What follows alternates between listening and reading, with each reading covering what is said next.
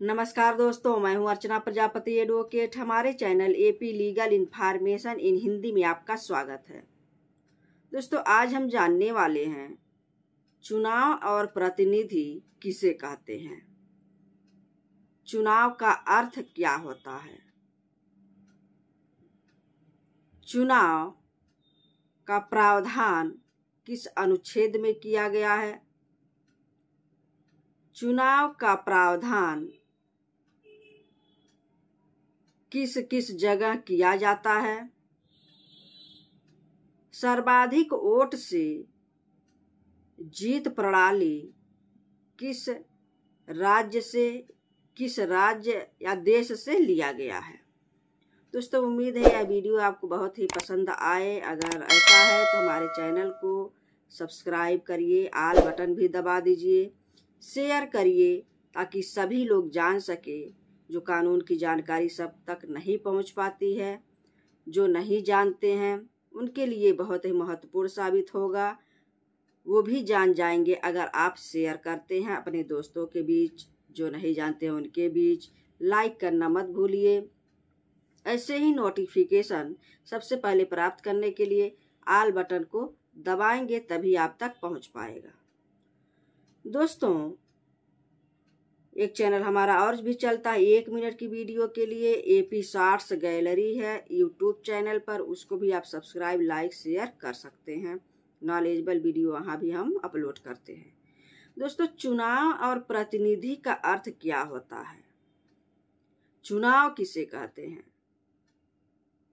सबसे पहले हम जानेंगे चुनाव। तो चुनाव निर्वाचन जिसको कहते हैं, चुनाव या निर्वाचन लोकतंत्र का जो होता है महत्वपूर्ण प्रक्रिया है। चुनाव प्रक्रिया जो है वह लोकतंत्र का बहुत ही महत्वपूर्ण प्रक्रिया होता है। चुनाव किसी भी देश के विकास के लिए एक महत्वपूर्ण भूमिका निभाता है। वह एक महत्वपूर्ण प्रक्रिया होती है। किसी भी देश को ले लीजिए, किसी भी देश के लिए जब तक आप चुनाव नहीं करेंगे, किसी का कोई अगुवा नहीं बनाएंगे, कोई लीडर नहीं बनाएंगे, कोई नेता नहीं बनाएंगे, तो वहाँ किसी भी प्रकार से विकास संभव नहीं होता है। इसके लिए बहुत ही महत्वपूर्ण प्रक्रिया है चुनाव का। तो चुनाव या निर्वाचन एक ही बात है जो लोकतंत्र का एक महत्वपूर्ण प्रक्रिया है। जनता जिस विधि द्वारा अपने प्रतिनिधियों को चुनती है उसे चुनाव या निर्वाचन कहते हैं। जो जनता होती है जो अपने प्रतिनिधि को चुनती है उसे चुनाव या निर्वाचन कहते हैं। चुनाव किसी भी देश के विकास के लिए अति आवश्यक है। तो आपने जाना चुनाव का कैटेगरी हम जान लेते हैं। चुनाव किन रूपों में देख सकते हैं। जैसे एक होता है लोकतंत्र। लोकतंत्र अगर आप जाने तो लोकतंत्र का मतलब हो गया पूरे देश के लोग। लोकतंत्र पूरे देश के लोकतंत्र उसको कहा जाता है। पूरे देश की जनता की बात करती है लोकतंत्र। वहीं अगर देखा जाए तो पृथक पृथक मतलब अलग अलग, हमारे देश में बहुत सारे राज्य हैं, तो पृथक पृथक राज्य के लिए भी चुनाव होते हैं। जो राज्यों के लिए राज्यसभा का चुनाव होता है वह राज्य के लेवल तक होता है।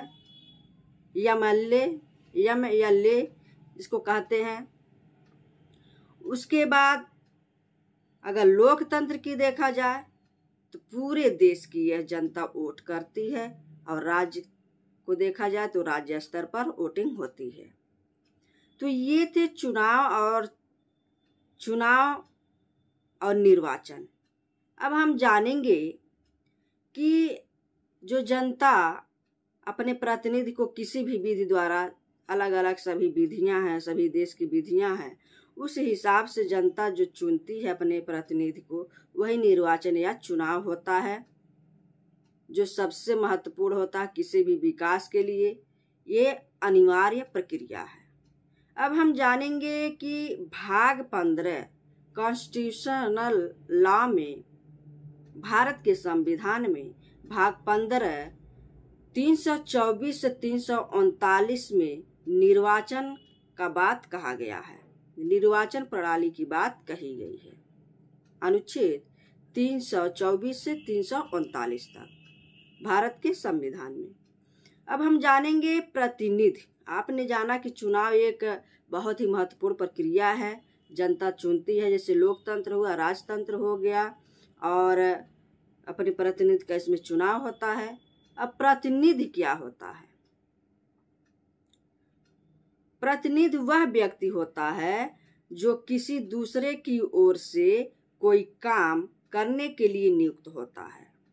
यानी दूसरे व्यक्ति के प्रतिनिधि वह होता है जो दूसरे की तरफ से काम करने के लिए नियुक्त किया जाता है। जैसे कोई भी लीडर हो गया, कोई भी नेता हो गया। जैसे आज हमारे देश के प्रधानमंत्री जो हैं वह कार्य कर रहे हैं देश के प्रति।